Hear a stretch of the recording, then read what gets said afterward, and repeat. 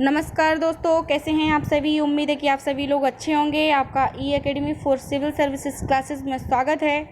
तो जैसा कि फ्रेंड्स आप सभी लोग जानते हैं, आज हम पर्यावरण पारिस्थितिकी का सेशन स्टार्ट करने वाले थे। तो उसी क्रम में ये आज का हमारा पहला सेशन है।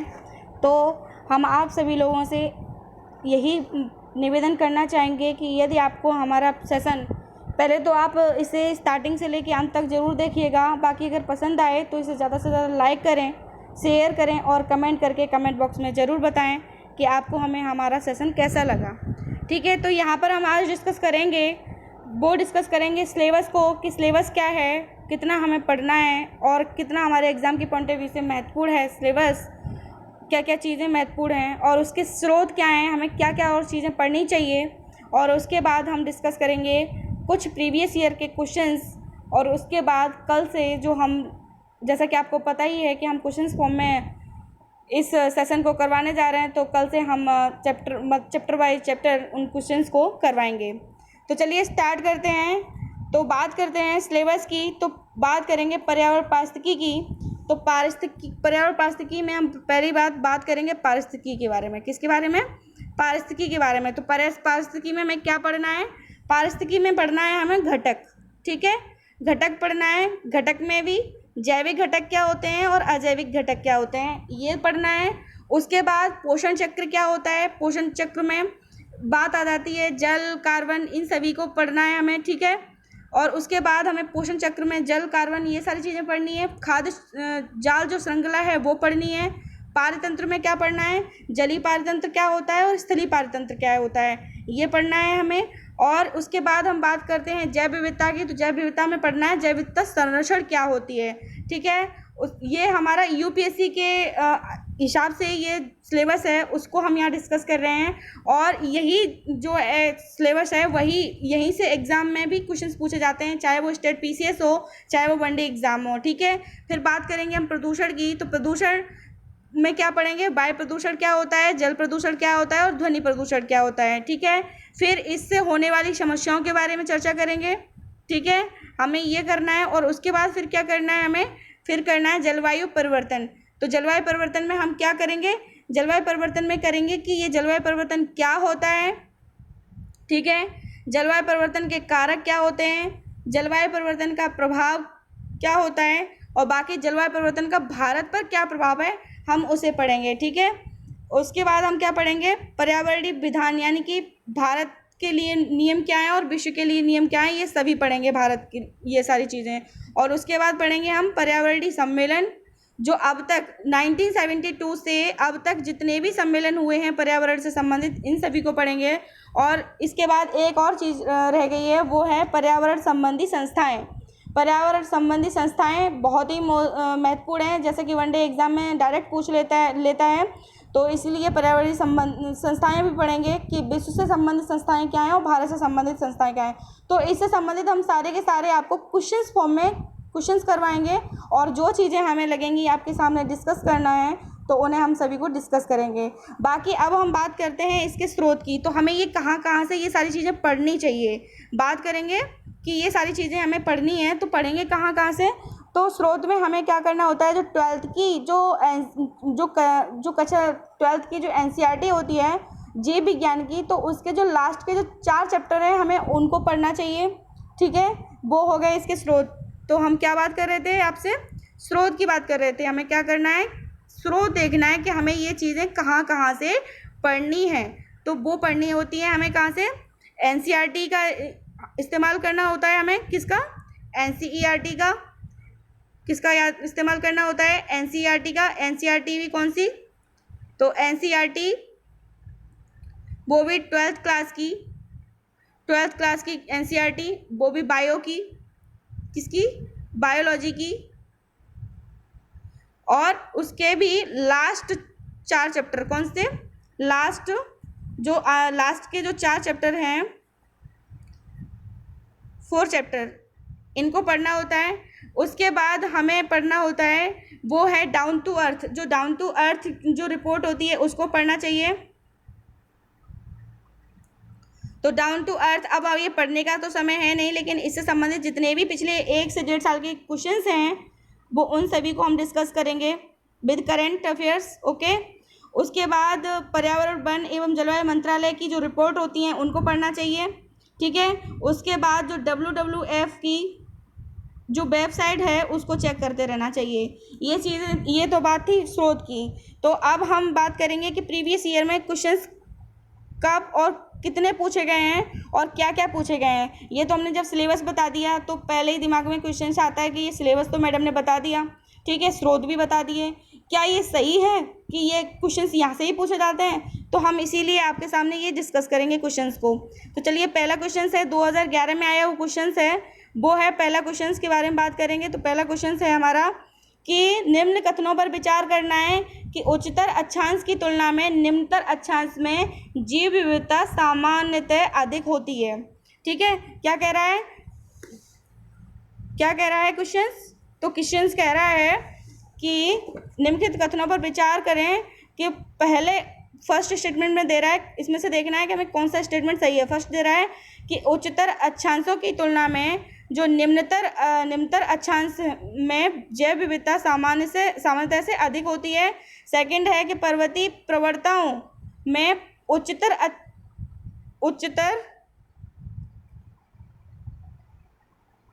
उच्चतर अक्षांशों की तुलना में निम्नतर अक्षांशों में जैव विविधता सामान्यतः से अधिक होती है। तो ये हमें देखना है, तो इसमें देखना है कौन सा स्टेटमेंट सही है। तो यहाँ पर आपको बता दें, ये दोनों के दोनों ही स्टेटमेंट जो है ना बिल्कुल सही हैं, इसलिए आंसर हो जाएगा ऑप्शन सी। चलिए बढ़ते हैं अगले क्वेश्चन की तरफ। तो अगला क्वेश्चन है कि 2004 की सुनामी ने लोगों को यह महसूस करा दिया कि मैंग्रोव तटीय आपदाओं के विरुद्ध विश्वसनीय सुरक्षा बाड़े का कार्य कर सकते हैं। गरान सुरक्षा बाड़े के रूप में किस प्रकार कार्य करते हैं। तो 4 स्टेटमेंट दिए हैं, ये देखना है कौन सा सही है। गरान अनूप होते हैं, होने से समुद्र और मानव बस्तियों के बीच एक ऐसा बड़ा क्षेत्र खड़ा हो जाता है जहां लोग ना तो रहते हैं और ना ही जाते हैं। दूसरे स्टेटमेंट में क्या कह रहा है कि गरान भोजन और औषधि दोनों प्रदान करते हैं जिनकी प्राकृतिक आपदा के बाद लोगों को ज़रूरत पड़ती है। थर्ड बोल रहा है कि गरान के वृक्ष घने बितान के लंबे वृक्ष होते हैं जो चक्रवात और सुनामी के समय उत्तम सुरक्षा प्रदान करते हैं। ठीक है, तो ये देख लीजिएगा क्वेश्चन इस तरह से आते हैं। ये 2011 में आया हुआ क्वेश्चन है, एक्चुअल क्वेश्चन है। और लास्ट स्टेटमेंट बोल रहा है कि गरान के वृक्ष अपनी सघन जड़ों के कारण तूफान और ज्वार भाटे से नहीं उखड़ते। तो इसमें कौन सा स्टेटमेंट सही है? तो इसका जो स्टेटमेंट सही है वो है लास्ट वाला सही, कि गरान के वृक्ष अपनी सघन जड़ों के कारण तूफान और ज्वार भाटे से नहीं उखड़ते। थर्ड क्वेश्चन की बात करेंगे तो वो बोल रहा है कि प्रकृति एवं प्राकृतिक संसाधन अंतर्राष्ट्रीय संरक्षण संघ IUCN द्वारा प्रकाशित रेड डाटा बुक्स में निम्नलिखित सूचियों में से किसे सम्मिलित किया जाता है। तो फर्स्ट है कि जैव विविधता के जितने भी प्रखर स्थल हैं, हॉटस्पॉट हैं, प्रखर स्थलों को हॉटस्पॉट बोलते हैं, उसमें विद्यमान स्थानिक पौधों और पशु जातियों को सूची में रखा जाता है। सेकंड है कि संकटग्रस्त पौधों और पशु जातियों को सूची में रखा जाता है। ठीक है, तो ये देखना है। और थर्ड है कि विभिन्न देशों में प्रकृति एवं प्राकृतिक संसाधन संरक्षण हेतु संरक्षित स्थलों को सूची में रखा जाता है। तो इसमें कौन सा स्टेटमेंट सही है? तो मैं आपको बता दूं, इसमें से स्टेटमेंट केवल ये वाला सही है। इसमें से सही क्वेश्चन पूछ रहा था, हाँ, तो इसमें ये लास्ट वाला सही है, यानी कि डी। आपको बता दें, ये सॉरी डी नहीं, ये क्वेश्चन गलत हो गया मेरे से, सॉरी। ये जो इसका आंसर जो हो जाएगा, नहीं, इसमें क्या बात कर रहा है कि विभिन्न देशों में प्रकृति एवं प्राकृतिक संसाधन संरक्षण हेतु संरक्षित स्थलों की सूची को शामिल किया जाता है। नहीं, ऐसा कुछ नहीं है। यहाँ पर जो बात कर रहा था ये कि संकटग्रस्त पौधे और पशु हैं वो जातियों की सूची को इसमें शामिल किया जाता है। तो यही वाला ऑप्शन सही होगा। कौन सा वाला सही हो जाएगा? यही वाला ऑप्शन सही होगा, बाकी ये थर्ड लास्ट वाला ये गलत है। इसलिए अब बढ़ते हैं अगले क्वेश्चन की तरफ। तो अगला क्वेश्चन है कि जैव विविधता निम्नलिखित माध्यमों द्वारा मानव अस्तित्व का आधार बनी हुई है। मृदा निर्माण के द्वारा, मृदा अपरदन की रोकथाम के द्वारा। इसमें से सही स्टेटमेंट को चूज करना है, अपशिष्ट का पुनः चक्रण द्वारा या सस्य परागण द्वारा। तो इसका जो सही आंसर हो जाएगा वो हो जाएगा, ये सभी जो स्टेटमेंट है वो सही है। ठीक है, ये सारे के सारे जो स्टेटमेंट है, मृदा निर्माण, मृदा अपरदन और अपरदन की रोकथाम, अपशिष्ट का पुनः चक्रण और सस्य परागण, ये चारों के चारों स्टेटमेंट सही है, इसलिए आंसर हो जाएगा ऑप्शन डी। अब हम अगले क्वेश्चन की बात करते हैं। तो अगला क्वेश्चन है कि निम्नलिखित में से कौन सा स्थल वनस्पति संरक्षण हेतु स्वस्थान पद्धति नहीं है। ठीक है, ये देखना है। तो स्वस्थान पद्धति नहीं है, इन सीटू और एक्स सीटू दो होते हैं। तो ये पूछ रहा है कि निम्नलिखित में से कौन सा स्थल वनस्पति संरक्षण हेतु स्वस्थान पद्धति नहीं है। जीवमंडल आरक्षित क्षेत्र, बायोस्फीयर रिजर्व, वानस्पतिक उद्यान, राष्ट्रीय पार्क, वन्य प्राणी अभ्यारण्य। तो इसमें से कौन सा स्टेटमेंट सही है। तो इसमें से जो नहीं है वो देखना है। तो इसमें से आपको बता दें, जो बायोस्फीयर रिजर्व है ये भी इन सीटू में आता है ना। राष्ट्रीय पार्क, नेशनल पार्क इसमें ही आता है। वन्य प्राणी अभ्यारण्य भी इसमें आता है। जबकि ये जो वानस्पतिक जो अभ्यारण्य है ये इन सीटू पद्धति में नहीं आता है, इसलिए इसका जो आंसर हो जाएगा वो हो जाएगा ऑप्शन बी। कौन सा हो जाएगा, ऑप्शन बी। अगले क्वेश्चन की बात करते हैं। तो अगला क्वेश्चन है कि यह संदेश है कि ऑस्ट्रेलिया में हाल ही में आई बाढ़, ये 2011 के करंट अफेयर से संबंधित क्वेश्चन है, तो इसे छोड़ ही देते हैं। ये ला नीनो और एल नीनो से संबंधित है, तो यानी कि हमें ये पढ़ना है, ला नीनो भी पढ़ना है और एल नीनो भी पढ़ना है। ठीक है, तो इससे संबंधित जितने भी क्वेश्चन बनेंगे हम आपको जरूर कराएंगे। बाकी अभी हम इसको ऐसे ही देख लेते हैं, बाकी जब हम कराते जाएंगे उसके बाद ही हम इसको अच्छे से डिस्कस कराएंगे। अगला क्वेश्चन है कि निम्नलिखित में से 3 मानकों के आधार पर पश्चिमी घाट श्रीलंका और इंडो बर्मा क्षेत्र को जैव विविधता के प्रकार स्थल, ठीक है, के रूप में मान्यता प्राप्त हुई है।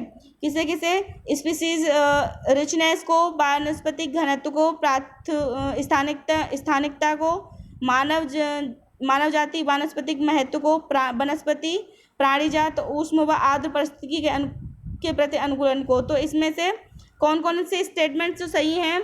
तो इसमें से जो स्टेटमेंट जो सही है वो है पहला वाला स्टेटमेंट तो सही है। ठीक है, जब ज़्यादा स्टेटमेंट होते हैं तो इन्हें एलिगेशन मेथड से सॉल्व करना चाहिए। इसमें ये वाला स्टेटमेंट सही है। बाकी वानस्पतिक घनत्व तो ये सही नहीं है। थर्ड वाला स्टेटमेंट सही है। बाकी फोर्थ वाला भी सही नहीं है। और फिफ्थ वाला तो सही है। ये सिक्स्थ लिख रहा है लेकिन नहीं, ये फिफ्थ है। तो ये वाला स्टेटमेंट तो सही है, तो फोर्थ नहीं है। तो ये वाला 1, 3, 4, 5 ये वाला स्टेटमेंट सही है। ठीक है, चलिए बढ़ते हैं अगले क्वेश्चन की तरफ। तो पारतंत्र, देखा पारतंत्र, हमें आपसे डिस्कस यही करना है कि जो हमने सिलेबस बताया उसके अकॉर्डिंग क्वेश्चन पूछता है कि नहीं। यहाँ पर क्या पूछ रहा है, पारतंत्र उत्पादकता के संदर्भ में समुद्री उत्प्रवाह क्षेत्र इसलिए महत्वपूर्ण है क्योंकि ये निम्नलिखित माध्यमों से समुद्री उत्पादकता बढ़ाते हैं। ठीक है, फर्स्ट है कि अपघटक सूक्ष्म जीवियों को सतह पर लाकर, पोषकों को सतह पर लाकर, अर्धस्थलीय जीवों को सतह पर लाकर। इसमें से कौन सा स्टेटमेंट सही है ये देखना है। तो ये पारतंत्र से संबंधित क्वेश्चन था। ठीक है, हम क्वेश्चंस को डिस्कस करेंगे, बाकी एक एक चीज़ को हम इस तरीके से हम जब करवा देंगे तो उसके बाद डिस्कस कराएंगे प्रीवियस ईयर क्वेश्चंस। तो ये हमें सिर्फ आपको दिखाना है ताकि आप हमारी जो चीज़ें हैं बताई हुई चीज़ों पे भरोसा कर सकें। ठीक है, तो अगला क्वेश्चन क्या है यहाँ पर कि भारत के संदर्भ में निम्नलिखित केंद्रीय अधिनियमों पर विचार करना है कि आयात एवं निर्यात अधिनियम 1947 क्या है, खनिज एवं खनिज विकास अधिनियम 1957 क्या है, सीमा शुल्क क्या है 1962 है, भारतीय वन अधिनियम 1927 क्या है, इसको डिस्कस करना है। ठीक है, ये अधिनियम की बात हो गई। वहीं जो अगला क्वेश्चन है 9 to 10, यस। तो ये क्वेश्चन 2012 में आया हुआ है कि निम्नलिखित रक्षित क्षेत्रों का विचार करना है कि बांदीपुर, भीतरकनिका, मानस और सुंदरवन, ये इन क्षेत्रों के बारे में डिस्कस करना है। ठीक है, ये प्लेसेस पूछ लिए।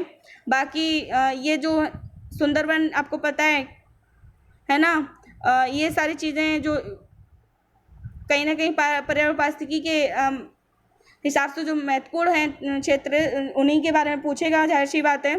तो अगला क्वेश्चन है कि भारत के निम्नलिखित में से किस वर्ग के आरक्षित क्षेत्रों में स्थानीय लोगों को जीवन भर एकत्रित करने और उसके उपयोग की अनुमति नहीं है। तो जैव मंडली आरक्षित क्षेत्र, ये सारी देखो आरक्षित क्षेत्र के बारे में पूछ लिया। ठीक है, अब बात कर रहा है कि अगले क्वेश्चन क्या कह रहा है कि निम्नलिखित में से कौन सा एक प्राणी समूह संकटापन्न जातियों के संवर्ग के अंतर्गत आता है। तो महान भारतीय सारंग, कस्तूरी मृग। तो ये क्वेश्चंस क्या बोल रहा है कि कौन सा एक प्राणी समूह संकटापन्न जातियों के संपर्क में आता है। तो जो संकट के जो संकटापन्न जातियां हैं उसके अंतर्गत इसकी हम पूरी लिस्ट यहाँ पर डिस्कस करेंगे, इसके अंतर्गत कौन कौन से जीव आते हैं। तो उसी में से क्वेश्चंस बनते हैं, आपको बता दिया जाएगा यहाँ पर, और आप उसी को याद करेंगे तो आप क्वेश्चंस को पुटअप कर पाएंगे। अगला क्वेश्चन है कि मिलेनियम इकोसिस्टम असेसमेंट पारिस्थितिकी तंत्र की सेवाओं के निम्नलिखित प्रमुख वर्गों का वर्णन करता है। ये व्यवस्था समर्थन, नियंत्रण, संरक्षण और सांस्कृतिक निम्नलिखित में से कौन सी एक समर्थन सेवा है। देखा, ये भी क्वेश्चंस इसी से संबंधित है। बाकी ये क्वेश्चंस जो महासागरों का अम्लीकरण बढ़ रहा है, क्यों बढ़ रहा है, तो ये भी क्वेश्चंस आपको पता है कि ये भी क्वेश्चंस सिलेबस से संबंधित है। तो इसी तरीके से आप देख सकते हैं जो क्वेश्चंस हैं वो इसी तरीके से आर्द्र भूमियों के बारे में यहाँ क्वेश्चंस पूछ रहा है। तो इसी तरीके से राष्ट्रीय उद्यान के बारे में क्वेश्चंस पूछ रहा है। तो यहाँ पर इस तरीके से देखते हैं। तो ये जो हम लेके आए थे यहाँ पर क्या है, ये पूरे प्रीवियस ईयर में एक्चुअल क्वेश्चंस आए हुए हैं। ये यहाँ पर ये देख सकते हैं कि किस तरीके से क्वेश्चंस की संख्या दिन पर दिन बढ़ती जा रही है। 2000 में क्वेश्चंस की संख्या जो पूछी गई थी वो केवल कितनी थी, 9 क्वेश्चंस पूछे गए थे, है ना। 9 क्वेश्चंस 2011 में पूछे गए। 2012 में तकरीबन क्वेश्चंस की संख्या कितनी हो जाती है जाके, तो ये स्टार्टिंग में 8 से 9 क्वेश्चंस हुआ करते थे। आज आपको पता है अभी हमने जब विषय की महत्वता के बारे में हमने बताया और दिखाया कि 2019 में क्वेश्चंस को पूछे जाने वाले, जो इस सब्जेक्ट से पूछे जाने वाले क्वेश्चंस की जो संख्या है आज वो बढ़कर के 15 से प्लस हो गई है। कितनी हो गई है, 15 प्लस हो गई है। तो इसी तरीके से ये जो सब्जेक्ट है बहुत ही महत्वपूर्ण है। बाकी आप इन क्वेश्चंस का दिखाने का हमारा मकसद सिर्फ यही था कि मुझे भी पता है कि अभी ये क्वेश्चंस नहीं हो पाएंगे, लेकिन हाँ कोई बात नहीं।